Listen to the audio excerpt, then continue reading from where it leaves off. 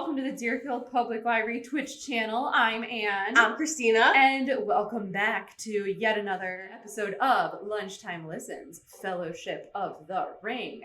We are quickly getting to the end of this book. I want to give you guys a bit of a look ahead at what we're going to be doing. So this week, we're going to make it through about a chapter and a half, and then we'll have a chapter and a half to the end of Fellowship of the Ring.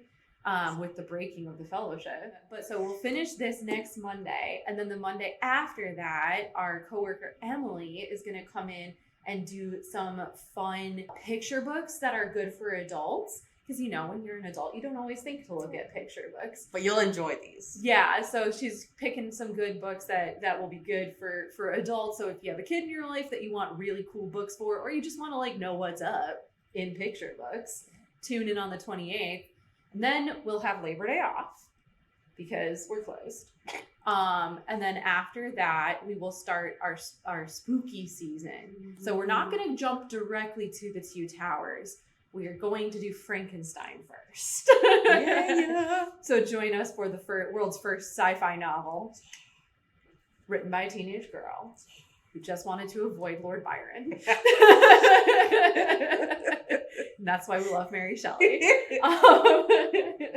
So going forward, the last Monday of the month will be picture books and like kind of an adult story time. And then other than that, we'll be continuing with our read-alongs. So with that, last time, the Fellowship sans Gandalf, because Gandalf died, in Khazad-dûm, made it to Lothlorien, where the Lady Galadriel basically talked in each of their heads and basically offered them a temptation to turn aside from the path that none of them took.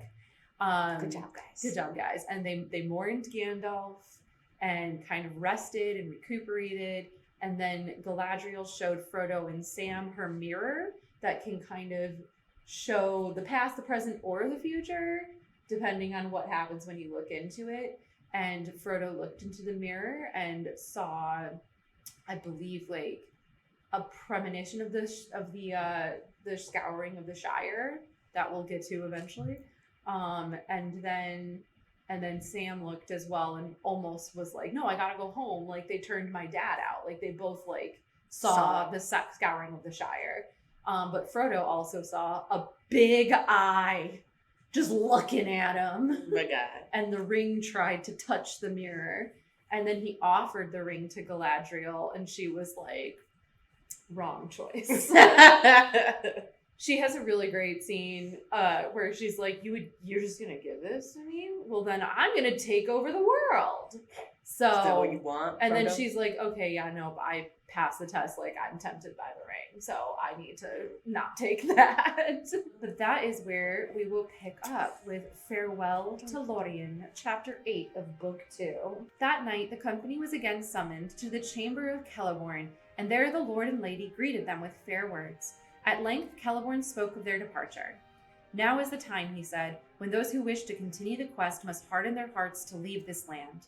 Those who no longer wish to go forward may remain here for a while, but whether they stay or go, none can be sure of peace. For we are come now to the edge of doom. Here, those who wish may await the oncoming of the hour, till either the ways of the world lie open again, or we summon them to the last need of Lorien. Then they may return to their own lands, or else go to the long home of those that fall in battle. There was a silence. They all resolved to go forward, said Galadriel, looking in their eyes. As for me, said Boromir, my way home lies onward and not back. Oh, poor Boromir. Sorry. Oh, he's my boy. That is true, said Celeborn. But is all this company going with you to Minas Tirith? We have not decided our course, said Aragorn. Beyond Lothlorien, I do not know what Gandalf intended to do. Indeed, I do not think that even he had any clear purpose. Maybe not, said Celeborn. Yet when you leave this land, you can no longer forget the Great River.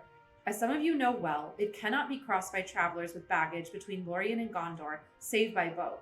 And are not the bridges of Osgiliath broken down, and all the landings now held by the enemy? On which side will you journey? The way to Minas Tirith lies upon this side, upon the west, but the straight road of the quest lies east of the river, upon the darker shore. Which shore will you now take?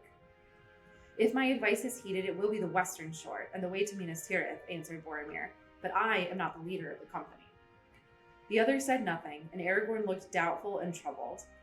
I see that you do not yet know what to do, said Celeborn. It is not my part to choose for you, but I will help you as I may. There are some among you who can handle boats. Legolas, whose folk know the swift forest river, and Boromir of Gondor, and Aragorn the traveler. And one hobbit, cried Merry. Not all of us look on boats as wild horses. My people live by the banks of the Brandywine. That is well, said Celeborn. Then I will furnish your company with boats. They must be small and light, for if you go far by water, there are places where you will be forced to carry them. You will come to the rapids of Sarngavir, and maybe at last to the great falls of Rauros, where the river thunders down from Nenhitho, and there are other perils. Boats may make your journey less toilsome for a while, yet they will not give you counsel. In the end, you must leave them and the river and turn west or east. Aragorn thanked Celeborn many times. The gift of boats comforted him much, not least because there would now be no need to decide his course for some days.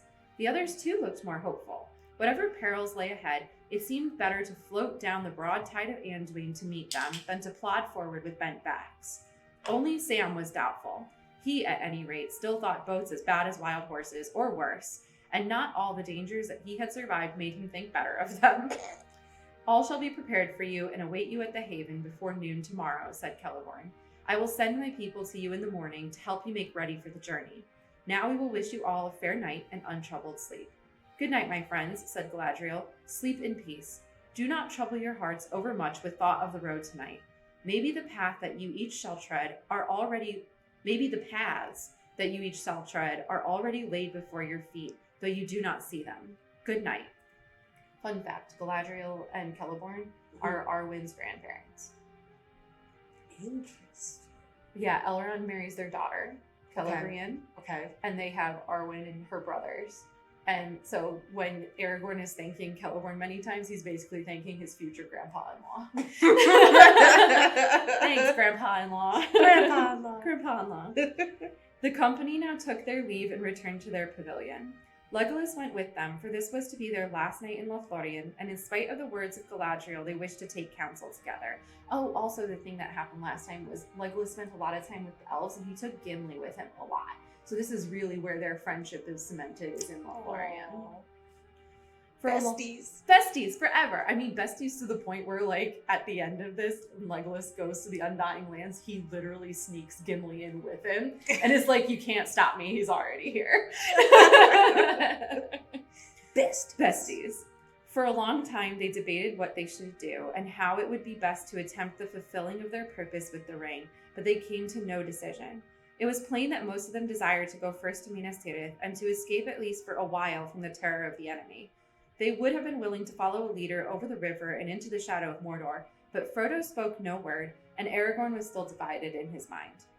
His own plan, while Gandalf remained with them, had been to go with Boromir and with his sword help to deliver Gondor, for he believed that the message of the dreams was a summons, and that the hour had come at last when the heir of Elendil should come forth and strive with Sauron for the mastery. But in Moria the burden of Gandalf had been laid on him, and he knew that he could not now forsake the ring if Frodo refused in the end to go with Boromir. And yet what help could he or any of the company give to Frodo, save to walk blindly with him into the darkness? I shall go to Minas Tirith alone if need be, for it is my duty, said Boromir. And after that he was silent for a while, sitting with his eyes fixed on Frodo, as if he was trying to read the halfling's thoughts. At length he spoke again softly, as if he was debating with himself. If you wish only to destroy the ring, he said, then there is little use in war and weapons, and the men of Minas Tirith cannot help. But if you wish to destroy the armed might of the Dark Lord, then it is folly to go without force into his domain, and folly to throw away. He paused suddenly, as if he had become aware that he was speaking his thoughts aloud. It would be folly to throw lives away, he ended. It is a choice between defending a strong place and walking openly into the arms of death. At least that is how I see it. Frodo caught something new and strange in Boromir's glance, and he looked hard at him. Plainly, Boromir's thought was different from his final words. It would be folly to throw away what? The Ring of Power? He had said something like this at the council, but then he had accepted the correction of Elrond. Frodo looked at Aragorn, but he seemed deep in his own thought and made no sign that he had heeded Boromir's words. And so their debate ended. Merry and Pippin were already asleep, and Sam was nodding. The night was growing old. In the morning, as they were beginning to pack their slender goods, elves that could speak their tongue came to them and brought them many gifts of food and clothing for the journey. The food was mostly in the form of very thin cakes, made of a meal that was baked a light brown on the outside and inside was the color of cream. Gimli took up one of the cakes and looked at it with a doubtful eye. Cram, he said under his breath as he broke off a crisp corner and nibbled at it. His expression quickly changed and he ate all the rest of the cake with relish. No more, cried the elves laughing. You've eaten enough already for a long day's march. I thought it was only a kind of cram, such as the Dalemen make for journeys in the wild, said the dwarf. So it is, they answered, but we call it lambas, or whey bread, and it is more strengthening than any food made by men, and it is more pleasant than cram by all accounts. Cram is basically hardtack. This is the elves' version of hardtack. But it's wonderful. But it's real good. Indeed it is, said Gimli. Why, it is better than the honey cakes of the Bjornings, and that is great praise, for the Bjornings are the best bakers that I know of, but they are none too willing to deal out their cakes to travelers in these days. You are kindly hosts. All the same, we bid you spare the food, they said. Eat little at a time and only at need, for these things are given to serve you when all else fails. The cakes will keep sweet for many, many days if they are unbroken and left in their leaf wrappings, as we have brought them. One will keep a traveler on his feet for a day of long labor, even if he be one of the tall men of Minas Tirith. The elves next unwrapped and gave to each of the company the clothes they had brought. For each they had provided a hood and cloak, made according to his size, of the light but warm silken stuff that the Galadriel wove. It was hard to say of what color they were. Gray with the hue of twilight under the trees they seemed to be, and yet if they were moved or set in another light, they were green as shadowed leaves, or brown as fallow fields by night, dusk silver as water under the stars. Each cloak was fastened about the neck with a brooch like a green leaf veined with silver. Are these magic cloaks? Asked Pippin, looking at them with wonder. I do not know what you mean by that, answered the leader of the elves. They are fair garments, and the web is good, for it was made in this land. They are elvish robes, certainly, if that is what you mean. Leaf and branch, water and stone. They have the hue and beauty of all these things under the twilight of Lorien that we love. For we put the thought of all that we love into all that we make. Yet they are garments, not armor, and they will not turn shaft or blade. But they should serve you well.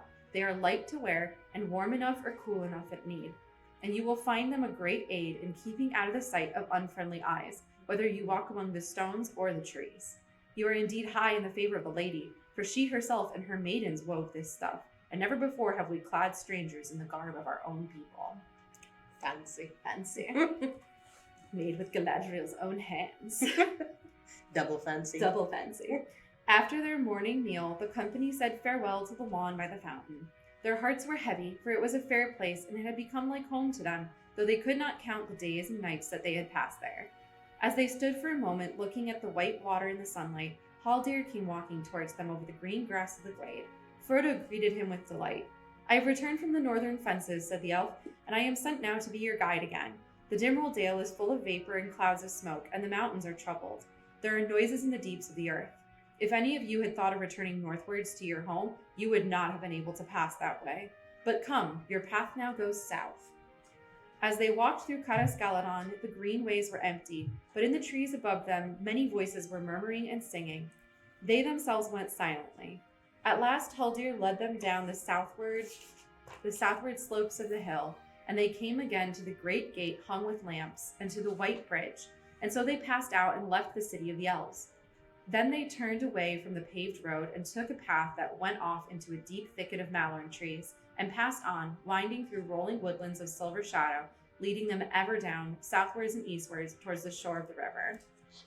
They had gone some 10 miles, and noon was at hand when they came on a high green wall. Passing through an opening, they came suddenly out of the trees. Before them lay a long lawn of shining grass, studded with golden Eleanor that glinted in the sun. The lawn ran out into a narrow tongue between bright margins.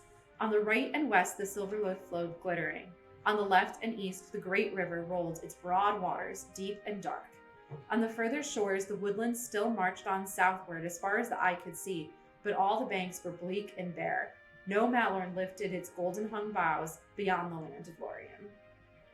On the bank of the Silver Lode, at some distance up from the meeting of the streams, there was a height of white stones and white wood, but by it were moored many boats and barges. Some were brightly painted and shone with silver and gold and green, but most were either white or gray. 3 small gray boats had been made ready for the travelers, and in these the elves stowed their goods. And they added also coils of rope, 3 to each boat. Slender they looked, but strong, silken to the touch, gray of hue like the elven cloaks. What are these? Asked Sam, handling one that lay upon the greensward. Ropes, indeed, answered an elf from the boats. Never travel far without a rope. And one that is long and straight and light.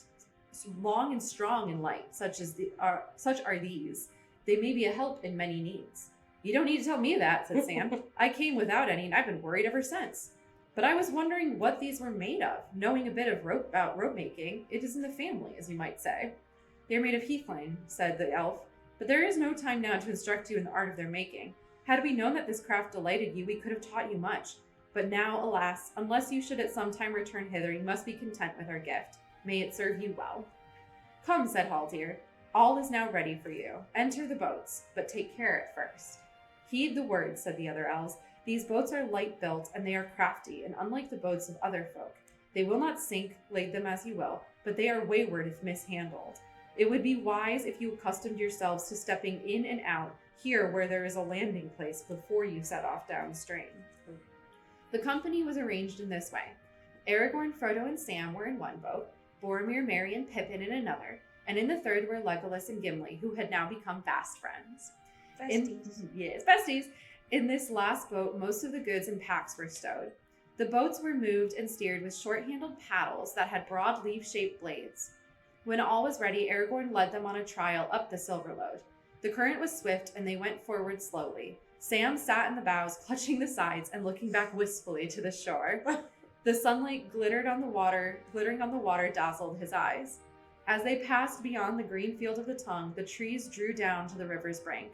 Here and there golden leaves tossed and floated on the rippling stream. The air was very bright and still, and there was a silence except for the high, distant song of larks. They turned a sharp bend in the river, and there, sailing proudly down the stream towards them, they saw a swan of great size. The water rippled on either side of the white breast beneath its curving neck. Its beak shone like burnished gold, and its eyes glinted like jet set in yellow stones. Its huge white wings were half lifted. A music came down the river as it drew nearer, and suddenly they perceived that it was a ship, wrought and carved with elven skill in the likeness of a bird. Two elves clad in white steered it with black paddles. In the midst of the vessel sat Celeborn, and behind him stood Galadriel, tall and white. A circlet of golden flowers was in her hair, and in her hand she held a harp, and she sang. Sad and sweet was the sound of her voice in the cool, clear air. I sang of leaves of gold, and leaves of gold there grew. Of wind I sang, a wind there came, and in the branches blew. Beyond the sun, beyond the moon, the foam was on the sea, and by the strand of Ilmarinen there grew a golden tree. Beneath the stars of Evereve in Eldamar it shone, in Eldamar beside the walls of Elventirion. There long the golden leaves have grown upon the branching years, while here beyond the sun-drink seas now fall the elven tears. O Lorien, the winter comes, the barren leafless day. The leaves are falling in the stream, the river flows away. O Lorien, too long I have dwelt upon this hither shore, and in a fading crown have twined the golden Eleanor. But if of ships I now should sing, what ship would come to me? What ship would bear me ever back across so wide the sea? Aragorn stayed his boat as the swan ship drew alongside. The lady ended her song and greeted them. We have come to bid our last farewell, she said, and to speed you with blessings from our land. Though you have been our guests, said Celeborn, you have not yet eaten with us, and we bid you therefore to a parting feast, here between the flowing waters that will bear you far from Lorien. The swan passed on slowly to the hive, and they turned their boats and followed it. There in the last end of Egladeel upon the green grass the parting feast was held, but Frodo ate and drank little, heeding only the beauty of the lady and her voice. She seemed no longer perilous or terrible, nor filled with hidden power.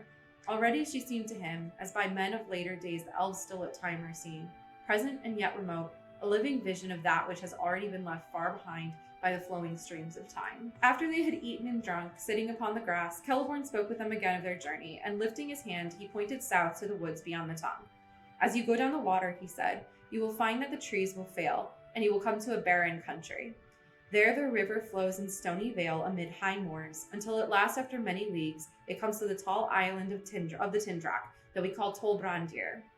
There it casts its arm about the steep shores of the isle and falls then with a great noise and smoke over the cataracts of Rauros down into the Nindalf, the wet way, as it is called in your tongue. That is a wide region of sluggish fen where the stream becomes tortuous and much divided. Ooh. There the Entwash flows in by many mouths from the forest of Fanghorn in the west. About that stream, on this side of the great river, lies Rohan. On the further side are the bleak hills of the Emmenwheel. The wind blows from the east there, for they look out over the dead marshes and the Noman lands to Cirith Gorgor and the black gates of Mordor. Gorgor. Gorgor. That Yes, sounds Cirith great. Gorgor. Cirith is like tower, too, so it's like Tower Gorgor. I want to live in Tower Gorgor. I want to live in Tower. You don't want to live in Tower Gorgor. It's not a fun place. Boromir and any that go with him seeking Minas Tirith will do well to leave the great river above Rauros and cross the Entwash before it finds the marshes. Yet they should not go too far up that stream, nor risk becoming entangled in the forest of Fanghorn. That's what we call foreshadowing. That is a strange land, and is now little known. But Boromir and Aragorn doubtless do not need this warning. Indeed, we have heard of Fanghorn and Minas Tirith, said Boromir. But what I have heard seems to me for the most part old wives' tales, such as we tell to our children. All that lies north of Rohan is now to us so far away that fancy can wander freely there. Of old, Fanghorn lay upon the borders of our realm, but it is now many lives of men since any of us have visited it, to prove or disprove the legends that have come down from distant years. I have myself been at whiles in Rohan, but I've never crossed it northwards. And when I was sent out as a messenger, I passed through the gap by the skirts of the White Mountains and crossed the Isen and the Grey Flood into Northerland. A long and wearisome journey. 400 leagues I reckoned it, and it took me many months, for I lost my horse at Tharbad at the fording of the Grey Flood. R.I.P. After that journey and the road I have trodden with this company, I do not much doubt that I shall find a way through Rohan and Fanghorn too, if need be. My poor boy. Then I need say no more, said Celeborn, but do not despise the lore that has come down from distant years, for oft it may chance that old wives keep in memory word of things that once were needful for the wise to know. Now Galadriel rose from the grass, and taking a cup from one of her maidens, she filled it with white mead and gave it to Celeborn. Now it is time to drink the cup of farewell, she said. Drink, Lord of the Galadriel, and let not your heart be sad, though night must follow noon, and already our evening draweth nigh. Then she brought the cup to each of the company, and bade them drink and farewell. But when they had drunk, she commanded them to sit again upon the grass, and chairs were set for her and for Celeborn. Her maidens stood silent about her, and a while she looked upon her guests. At last she spoke again. We have drunk the cup of parting, she said, and the shadows fall between us. But before you go, I have brought in my ship gifts, which the Lord and the Lady of the Galadriel now offer you in memory of Lothlorien. Then she called to each in turn. Here is the gift of Celeborn and Galadriel, so the leader of your company, she said to Aragorn, and she gave him a sheath that had been made to fit his sword. It was overlaid with a tracery of flowers and leaves wrought of silver and gold, and on it were set in elven runes formed of many gems the name Andúril and the lineage of the sword. Best gift a grandma can give. The blade that is drawn from this sheath shall not be stained or broken, even in defeat, she said. But is there aught else that you desire of me at our parting? For darkness will flow between us, and it may be that we shall not meet again, unless it be far hence upon a road that has no returning. And Aragorn answered, Lady, you know all my desire, and long held in keeping the only treasure that I seek. Yet it is not yours to give me, even if you would, and only through darkness shall I come to it. That's Arwen. I got that. Yet maybe this will lighten your heart, said Galadriel, for it was left in my care to be given to you should you pass through this land. Then she lifted from her lap a great stone of clear green, set in a silver brooch that was wrought in the likeness of an eagle with outspread wings. And as she held it up, the gem flashed like the sun shining through the leaves of the spring. This stone I gave to Celebrian, my daughter, and she to hers, and now it has come to you as a token of hope. In this hour, take the name that was foretold for you, Elessar, the elf stone of the house of Elendil. Then Aragorn took the stone and pinned the brooch upon his breast, and those who saw him wondered, for they had not marked before how tall and kingly he stood, and it seemed to them that many years of toil had fallen from his shoulders. For the gifts that you have given me, I thank you, he said. O Lady of Lorien, of whom were sprung Celebrian and Arwen Evenstar, what praise could I say more? The lady bowed her head, and she turned then to Boromir, and to him she gave a belt of gold, and to Merry and Pippin she gave small silver belts, each with a clasp wrought like a golden flower. To Legolas she gave a bow such as the Galadriel used, longer and stouter than the bows of Mirkwood, and strung with a stringed elf hair. With it went a quiver of arrows. I like how it's like so much detail into the gift for her. And like just like it's like multiple paragraphs. Yeah. Then it's like they got some stuff. They got some stuff. I mean, to be fair, some of these are more meaningful for the plot than others. Case in point, for you, little gardener and lover of trees, she said to Sam, I have only a small gift. She put into his hands a little box of plain gray wood, unadorned save for a single silver rune upon the lid.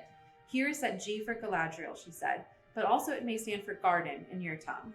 In this box there is earth from my orchard, and such blessing as Galadriel has still to bestow is upon it. It will not keep you on your road, nor defend you against any peril, but if you keep it and see your home again at last, then perhaps it may reward you. Though you shall find all buried and laid waste, there will be few gardens in Middle-earth that will bloom like your garden, if you sprinkle this earth there.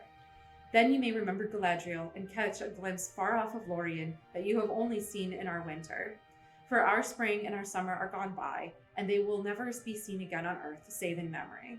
Sam went red to the ears and muttered something inaudible as he clutched the box and bowed as well as he could. And what gift would a dwarf ask of the elves? Said Galadriel, turning to Gimli. None, lady, answered Gimli.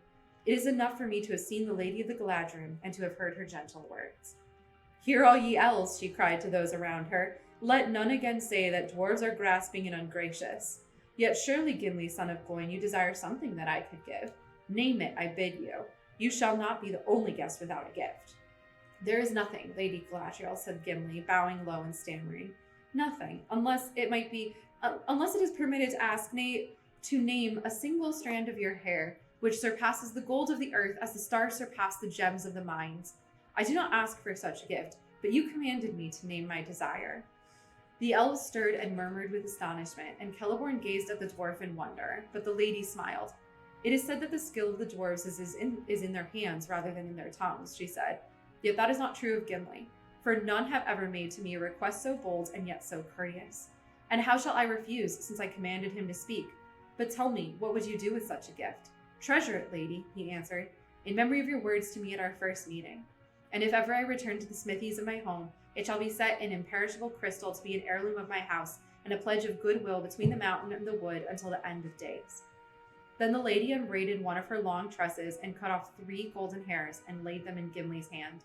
These words shall go with the gift, she said. I do not foretell, for all foretelling is now in vain. On the one hand lies darkness, and on the other only hope. But if hope shall not fail, then I say to you, Gimli, son of Gloin, that your hands shall flow with gold, and yet over you gold shall have no dominion. And you, ring-bearer, she said, turning to Frodo, I come to you last who are not last in my thoughts. For you I have prepared this. She held up a small crystal vial. It glittered as she moved it, and rays of white light sprang from her hand. In this vial, she said, is caught the light of Earendil's stars, set amid the waters of my fountain. It will shine still brighter when night is about you. May it be a light to you in dark places, when all other lights go out. Remember Galadriel and her mirror. Frodo took the vial, and for a moment, as it shone between them, he saw her again standing like a queen, great and beautiful, but no longer terrible. He bowed, but found no words to say. Earendil is Elendil's dad. Is not Elendil's dad, sorry, Elrond's dad. Earendil is a star now. Oh. But he was Elrond's dad. Now the lady arose, and Celeborn led them back to the Hive. A yellow noon lay on the green land of the tongue, and their water glittered with silver.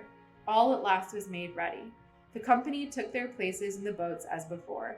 Crying farewell, the elves of Lorien with long gray poles thrust them out into the flowing stream, and the rippling waters bore them slowly away. The travelers sat still without moving or speaking. On the green bank, near to the very point of the tongue, the Lady Galadriel stood, alone and silent. As they passed her, they turned, and their eyes watched her slowly floating away from them. For so it seemed to them, Lorien was slipping backwards, like a bright ship masted with enchanted trees, sailing on to forgotten shores, while they sat helpless upon the margin of the gray and leafless world. Even as they gazed, the Silverlode passed out into the currents of the great river, and their boats turned and began to speed southwards. Soon the white form of the lady was small and distant. She shone like a window of glass upon a far hill in the westering sun, or as a remote lake seen from a mountain, a crystal fallen in the lap of the land. Then it seemed to Frodo that she lifted her arms in a final farewell. She did it, and a far but piercing clear on the following wind came the sound of her voice singing. So not quite a Goldberry. Ah! But close. But now she sang in the ancient tongue of the elves beyond the sea, and he did not understand the words. Fair was the music, but it did not comfort him.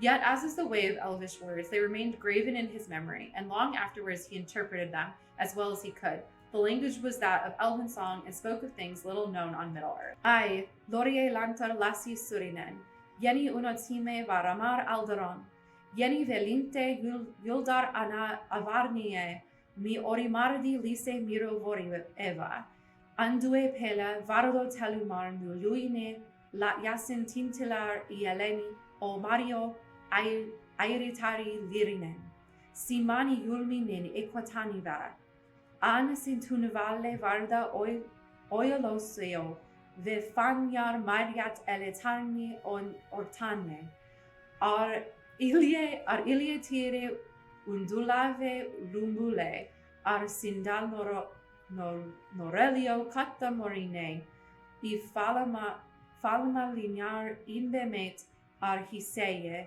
untupa calaskirio mira oialve, Sivanya na Romelo Vanya Valemar, Namarie, Nai Hiruvalie Valimar, Nai Elye Hiruva, Namarie. Ah, like gold fall the leaves in the wind, long years numberless as the wings of trees.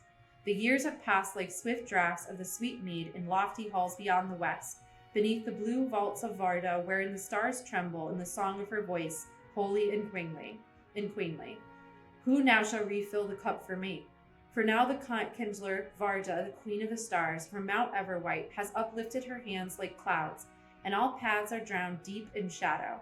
And out of a gray country darkness lies on the foaming waves between us, and mist covers the jewels of Calatheria forever. Now lost to those from the east is Valimar. Farewell. Maybe thou shalt find Valimar. Maybe even thou shalt find it. Farewell. Varda is the name of that lady whom the elves in these lands of exile named Albereth. She's queen of the Valar. Okay. Suddenly the river swept round a bend, and the banks rose upon either side, and the light of Lorien was hidden. To that fair land Frodo never came again. The travelers now turned their faces to the journey. The sun was before them, and their eyes were dazzled, for all were filled with tears. Gimli wept openly.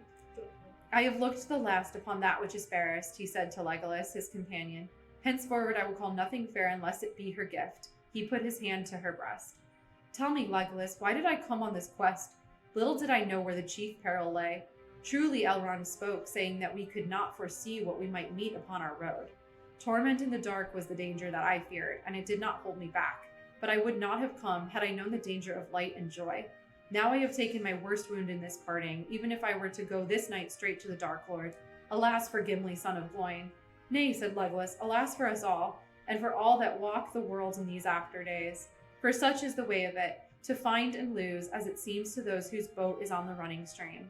But I count you blessed, Gimli, son of Gloin. For your loss you suffer of your own free will, and you might have chosen otherwise.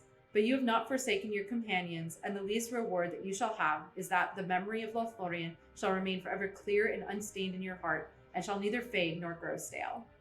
Maybe, said Gimli, and I thank you for your words. True words doubtless, yet all such comfort is cold.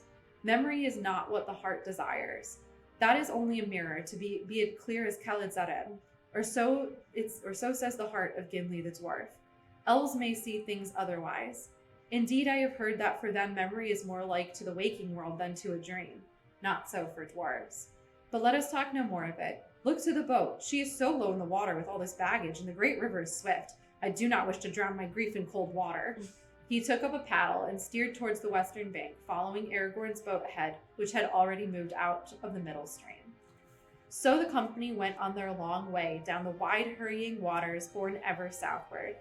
Bare woods stalked along either bank, and they could not see any glimpse of the lands beyond. The breeze died away, and the river flowed without a sound. No voice of bird broke the silence. The sun grew misty as the day grew old, until it gleamed in a pale sky like a high white pearl. Then it faded into the west, and dusk came early, followed by a gray and starless night. Far into the dark, quiet hours they floated on, guiding their boats guiding their boats under the overhanging shadows of the western woods. Great trees passed by like ghosts, thrusting their twisted, thirsty roots through the mist down into the water. It was dreary and cold.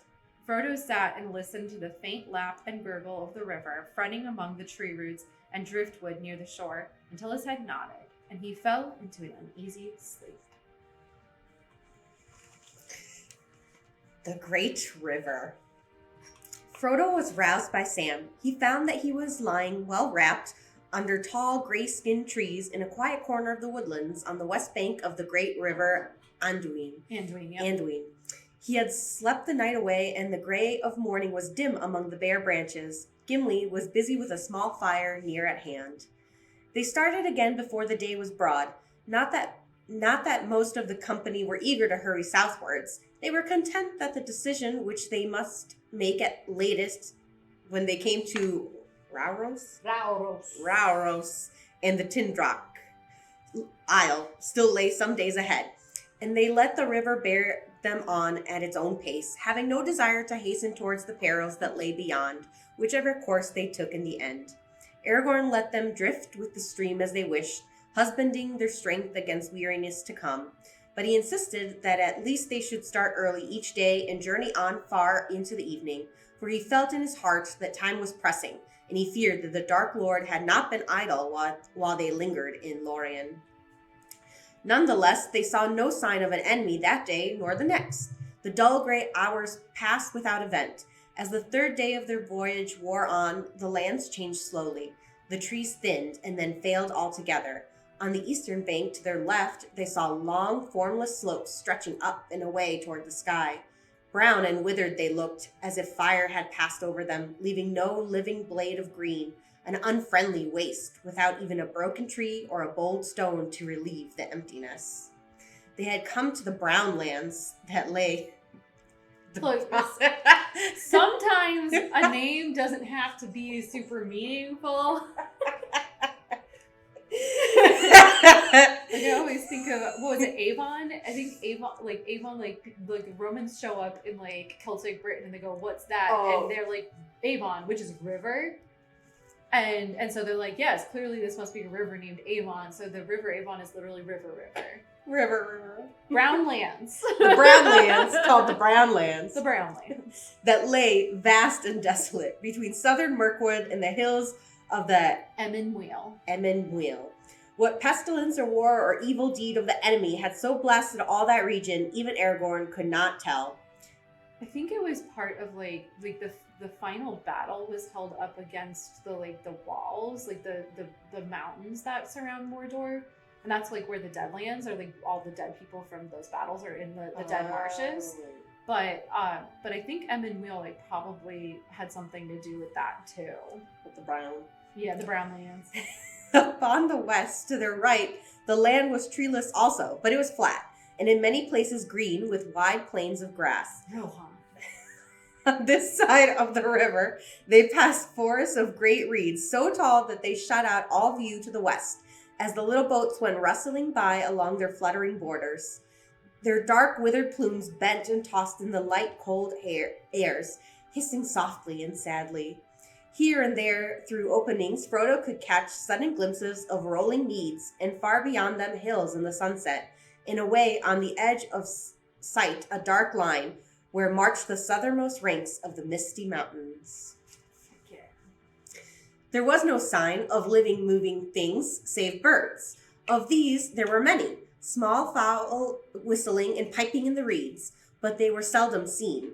Once or twice the travelers heard the rush and whine of swan wings, and looking up they saw a great phalanx streaming along the sky. "Swans," said Sam, "and mighty big ones too." "Yes," said Aragorn, "and they are black swans." "How wide and empty and mournful all this country looks," said Frodo. "I always imagined that as one journeyed south it got warmer and merrier, until winter was left behind forever." "But we have not journeyed far south yet," answered Aragorn. "It is still winter, and we are far from the sea. Here the world is cold until the sudden spring, and we may yet have snow again." Second winter. We've had one, yes. Far away down in the bay of Balfolas, to which Anduin runs. It is warm and merry, maybe, or would be but for the enemy.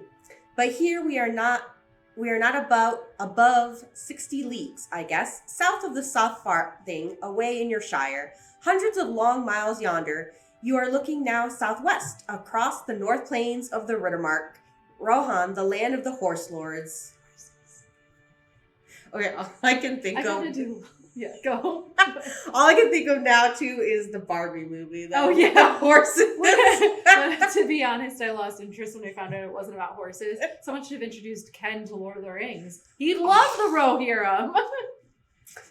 Except he would not appreciate that chapter where they have to leave Sam's horse. That is true. Bill. But I do have to tell you, Bill does survive. He makes it back to the House of Elder. You did tell me that, but I still will not enjoy that chapter. I mean, yes. I still hold that they were rude to Bill. I mean, do you think Bill would have survived Moria? I mean, no, Running but like, from the Balrog? did they have to take him so far so that he's got to like journey back by himself? I mean, they didn't know they were going to go under the mountains. It's fine. Whatever. Whatever. Ere long, we shall come to the mouth of the Limelight that runs down from Fangorn to join the Great River. That is the north boundary of Rohan, and of old all that lay between Limelight and the White Mountains belonged to the Rohirrim. It is a rich and pleasant land, and its grass has no rival. But in these evil days, folk do not dwell by the river or ride often to its shores. Anduin is wide, yet the orcs can shoot their arrows far across the stream, and of late it is said that they have dared to cross the water and raid the herds and studs of Rohan. Rude. They're hurting the horses. And not like, they're like hurting. They're hurting, right? Like they're not like hurting. They're like they hurting. might partially be hurting. But then they're hurting them. But they're also hurting. Both. Sam looked from bank to bank uneasily. The trees had seemed hostile before, as if they harbored secret eyes and lurking dangers. Now he wished that the trees were still there. He felt that the company was too naked, afloat in little open boats in the midst of shelterless lands, and on a river that was the frontier of war. In the next day or two, as they went on, borne steadily southwards, this feeling of insecurity grew on all the company. For a whole day they took to their paddles and hastened forward. The banks slid by. Soon the river broadened and grew more shallow. Long stony beaches lay upon the east, and there were gravel shoals in the water, so that the careful steering was needed. The brown lands rose into bleak wolds, over which flowed a chill air from the east. On the other side of the meads had become rolling downs of withered grass amidst a land of fen and tussock. Frodo shivered, thinking of the lawns and fountains, the clear sun and gentle rains of Lothlorien. There was little speech and no laughter in any of the boats. Each member of the company was busy with his own thoughts. The heart of Legolas was running under the stars of a summer night in some northern glade amid the beechwoods. Gimli was fingering gold in his mind and wondering if it were fit to be wrought into the housing of the lady's gift. Merry and Pippin in the middle boat were ill at ease, for Boromir sat muttering to himself, sometimes biting his nails, as if some restlessness or doubt consumed him, sometimes seizing a paddle and driving the boat close behind Aragorn's. Then Pippin, who sat in the bow, looking back, caught a queer gleam in his eye, as if he peered forward, gazing at Frodo. Sam had long ago made up his mind that, though boats were maybe not as dangerous as he had been brought up to believe, they were far more uncomfortable than even he had imagined. Sam is not a boat guy. He likes earth. He likes gardens. Yeah, he likes to be like on the land. Yeah. He's a land mammal. He's a land man. He was cramped and miserable, having nothing to do but stare at the winterlands crawling by and the gray water on either side of him. Even when the paddles were in use, they did not trust Sam with one. He's just not good at boats. His job, it's not boat. Oh, Sam. As dusk drew down on the fourth day, he was looking back over the bowed heads of Frodo and Aragorn and the following boats. He was drowsy and longed for camp and the feel of earth under his toes. Suddenly, something caught his sight. At first, he stared at it listlessly. Then he sat up and rubbed his eyes. But when he looked again, he could not see it anymore. Dun dun. Mm-mm. That night, they camped on a small ayat close. That night, they camped on a small ayat close to the western bank. Sam lay rolled in blankets beside Frodo. I like how it's like rolled in blankets. Like, are they like? I They're assume literally they burritos. like yeah. I just assume that they got down and then they rolled over until they could burrito themselves, and then hopped over to where they wanted to sleep in the burrito. They need some sleeping bags. This is the closest. I mean, I think what they actually mean are like there is a way to turn regular blankets into a sleeping bag. Okay, so that's kind of before sleeping bags were invented. So I'm assuming that's what they actually mean. But it's funnier to imagine them burritos. Yes, for sure. Just a little burrito. Yes, a hobbit burrito. I had a funny dream an hour or two before we stopped, Mr. Frodo, he said. Or maybe it wasn't a dream. Funny it was anyway. Well, what was it? Said Frodo, knowing that Sam would not settle down until he had told his tale, whatever it was. I haven't seen or thought of anything to make me smile since we left Lothlorien. It wasn't funny that way, Mr. Frodo. It was queer. Definition of funny. The bad definition of funny. The bad funny. All wrong, as if it wasn't a dream. And you had best hear it. It was like this. I saw a log with eyes. The log's all right, said Frodo. There are many in the river, but leave out the eyes. That I won't, said Sam. 'Twas the eyes as made me sit up, so to speak. I saw what I took to be a log floating along in the half-light behind Gimli's boat, but I didn't give much heed to it. Then it seemed as if the log was slowly catching us up. And that was peculiar, as you might say.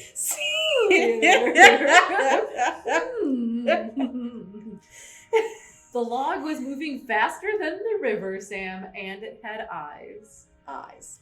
Seeing as we were all floating on the stream together.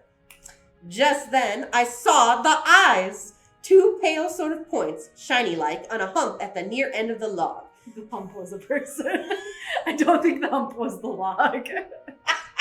Oh, I'm still picturing a log right now. Okay. What's more, it wasn't a log, for it had paddle feet, like a swan's almost, only they seemed bigger and kept dipping in and out of the water. That's when I sat right up and rubbed my eyes, meaning to give a shout, if it was still there when I had rubbed the drowse out of my eyes. But for whatever it was coming along fast now and getting close behind Gimli. But whether those two lamps spotted me moving and staring, or whether I came to my senses, I don't know. When I looked again, it wasn't there. Yet I think I caught a glimpse with the tail of my eye, as the saying is, of something dark shooting under the shadow of the bank. I couldn't see no more eyes, though. I said to myself, dreaming again, Sam Gamgee. I said no more just then. But I've been thinking since, and now I'm not so sure. What do you make of it, Mr. Frodo?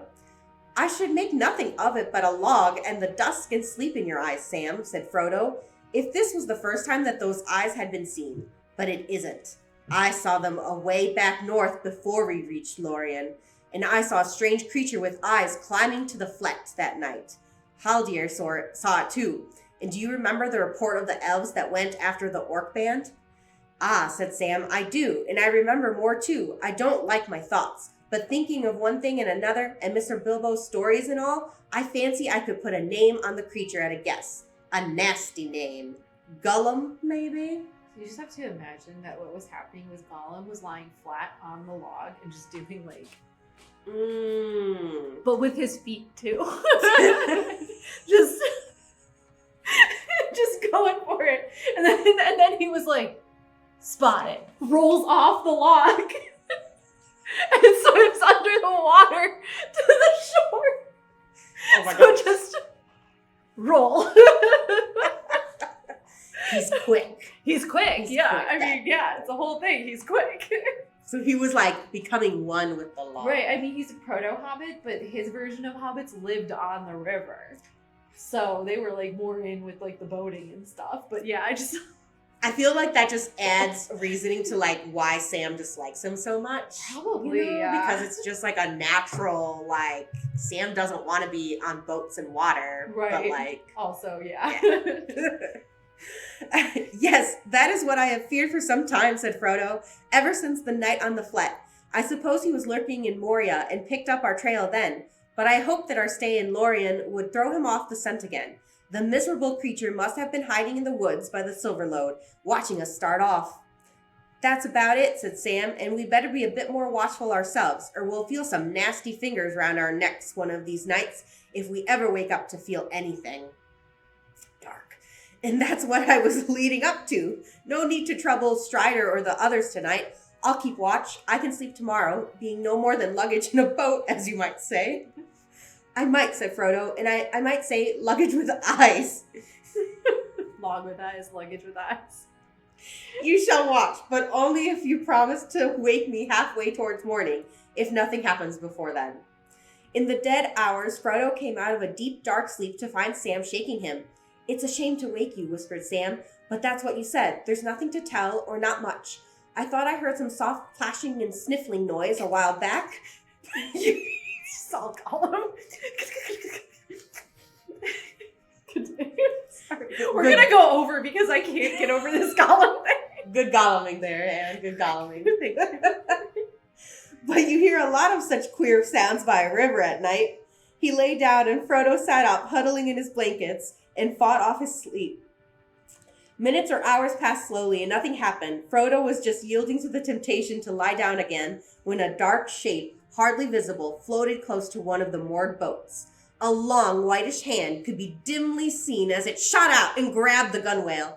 Two pale lamp-like eyes shone coldly as they peered inside, and then they lifted and gazed up at Frodo on the Ayat. They were not more than a yard or two away, and Frodo heard the soft hiss of intaken breath. He stood up, drawing Sting from its sheath, and faced the eyes. Immediately their light was shut off. There was another hiss and a splash, and the dark log shape shot away downstream into the night. Aragorn stirred in his sleep, turned over, and sat up. What is it? He whispered, springing up and coming to Frodo. I felt something in my sleep. Why have you drawn your sword?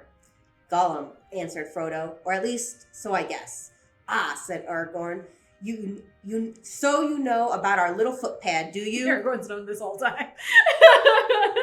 He padded after us all through Moria and right down to Nimrodel. Since we took to the boats, he has been lying on a log and paddling with his hands and feet. He's just going. I have tried to catch him once or twice at night, but he is slyer than a fox and as slippery as a fish.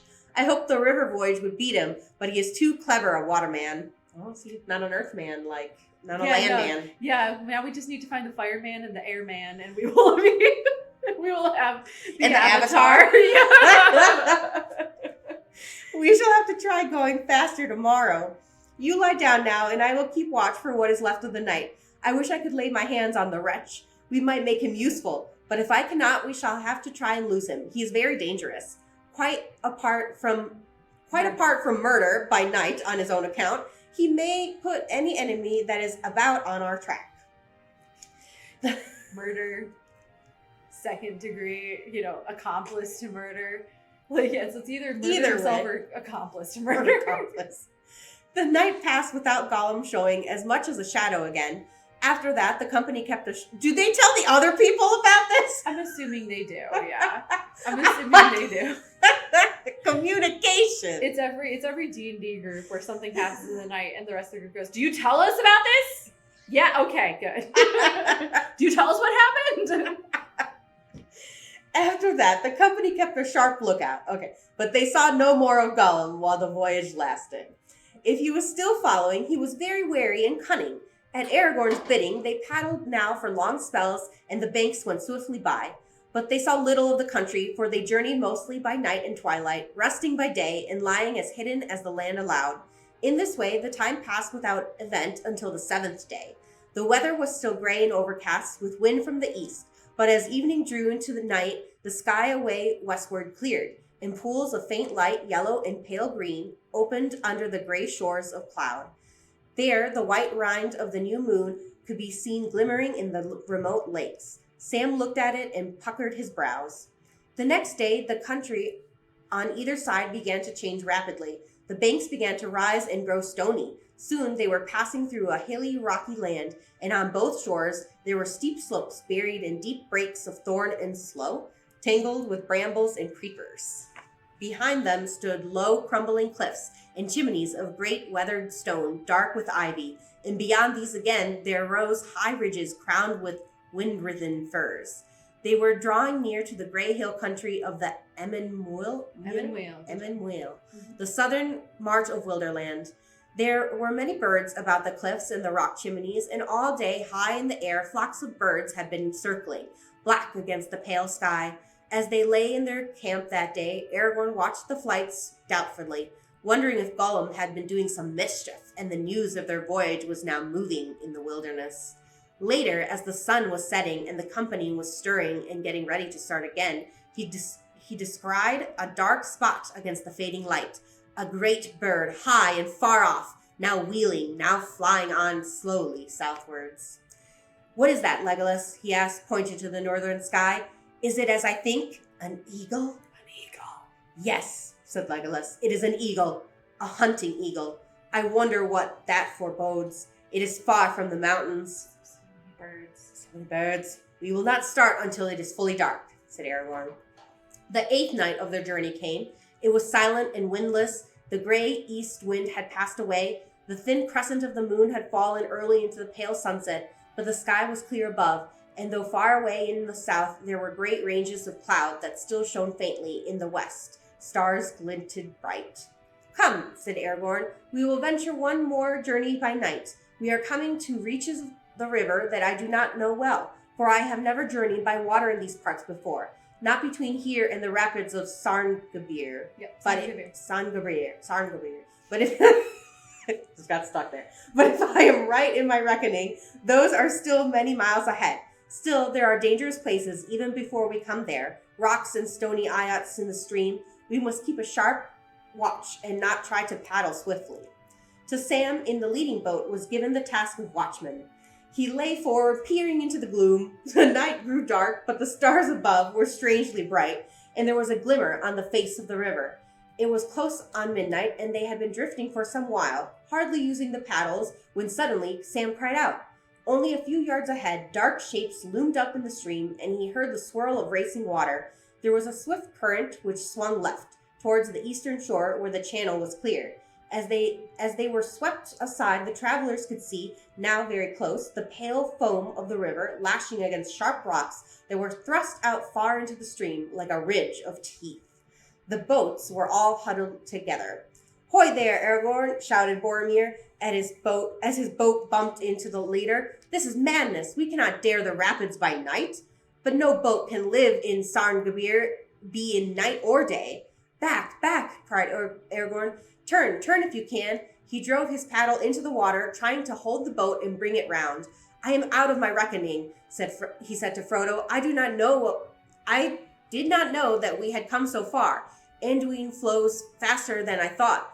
Sarngabir must be close at hand already." With great efforts, they checked the boats and slowly brought them about. But at first they could make only small headway against the current, and all the time they were carried nearer and nearer to the eastern bank. Now dark and ominous, it loomed up in the night. "All together paddle," cried Boromir. "Paddle, or we shall be driven on the shoals." Even as he spoke, Frodo felt the keel beneath him grate upon the stone.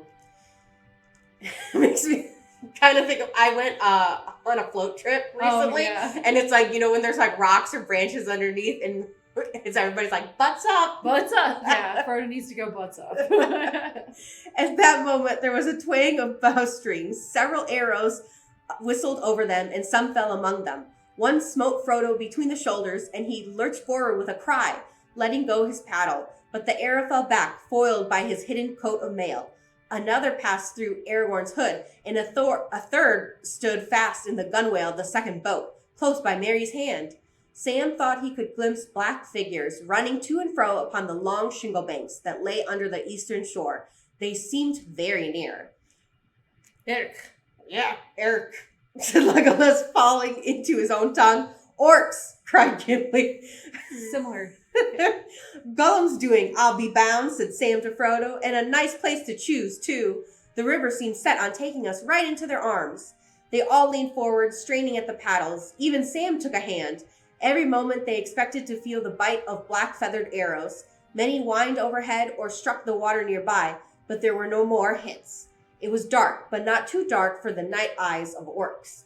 And in the star glimmer, they must have offered their cunning foes some mark, unless it was that the gray cloaks of Lorien and the great timber of the elf-wrought boats defeated the malice of the archers of Mordor. Stroke by stroke, they labored on. In the darkness, it was hard to be sure that they were indeed moving at all, but slowly the swirl of the water grew less, and the shadow of the eastern bank faded back into the night. At last, as far as they could judge, they had reached the middle of the stream again and had driven their boats back some distance above the jutting rocks. Then, half turning, they thrust them with all their strength towards the western shore.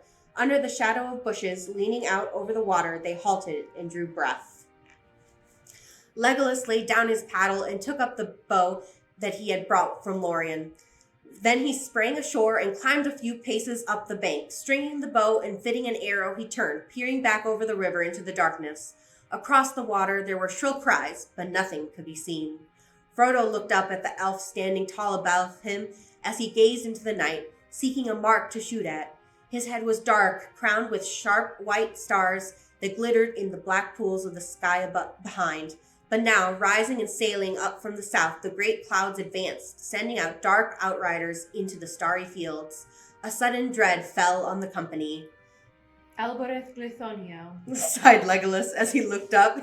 Even as he did so, a dark shape like a cloud, and yet not a cloud, for it moved far more swiftly, came out of the blackness in the south and sped towards the company, blotting out all light as it approached. Soon it appeared as a great winged creature, blacker than the pits in the night. Fierce voices rose up to greet it from across the water. Frodo felt a sudden chill running through him and clutching at his heart. There was a deadly cold, like the memory of an old wound in his shoulder. He crouched down as if to hide. It's a Nazgul. Nazgul. On a winged beast. Suddenly, the great bow of Lorien sang. Shrill went the arrow from the elven string. Frodo looked up. Almost above him, the winged shape swerved. There was a harsh croaking scream as it fell out of the air, vanishing down into the gloom of the eastern shore. The sky was clean again. There was a tumult of many voices far away, cursing and wailing in the darkness. Then silence. Neither shaft nor cry came again from the east that night. And that's where we will pick up next time. Join us next week at 1:30 p.m. for the conclusion of the Fellowship of the Rings. So make sure you're subscribed to our YouTube page and our Twitch page so that you can be notified when we go live next week to finish off Fellowship of the Ring. So once again, I'm Anne. I'm Christina. And thank you so much for joining us. Have a great rest of your day. Bye. Bye.